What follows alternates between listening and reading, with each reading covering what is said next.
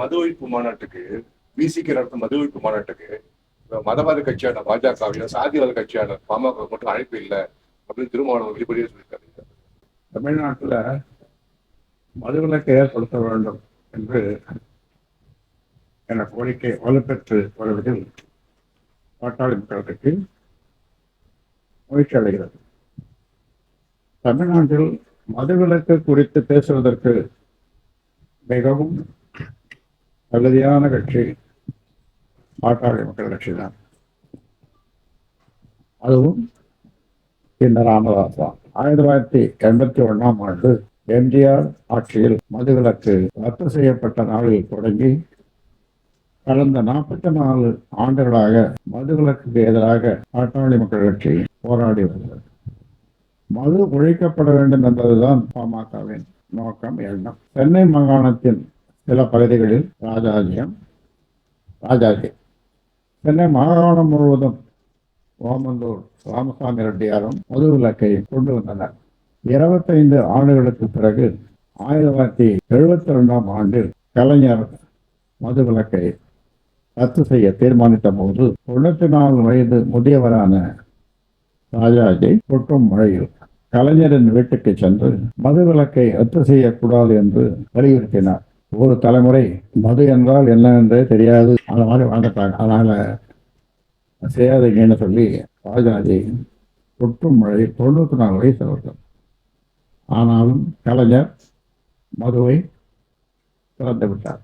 அப்போதிலிருந்து சில ஆண்டுகளை தவிர சில காலங்களில் மது வெறும் சிக்கலாகவே உள்ளது. இப்போது தமிழ்நாட்டை ஆளும் திமுகவினரே மது ஆலைகளை நடத்தி கொண்டிருக்கின்றனர்.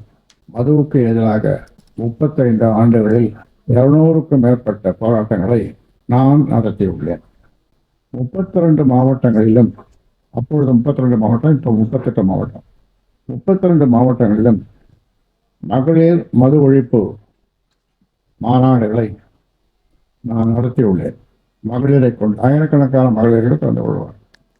அனைத்து சமுதாய தலைவர்கள் கூட்டத்தை நடத்தி அவர்களை அழைத்து கொண்டு முதலமைச்சராக இருந்த கலைஞரை சந்தித்து மதுவிலக்கை நடைமுறைப்படுத்த வேண்டும் என்று வலியுறுத்தினேன். மதுக்கடைகள் தொடங்கப்பட்ட போது 7200க்கும் கூடுதலான மதுக்கடைகள் இருந்தன. அவற்றை 4800 கடைகளாக குறைத்த பெருமை பாட்டாளி மக்கள் கட்சியை சேரும்.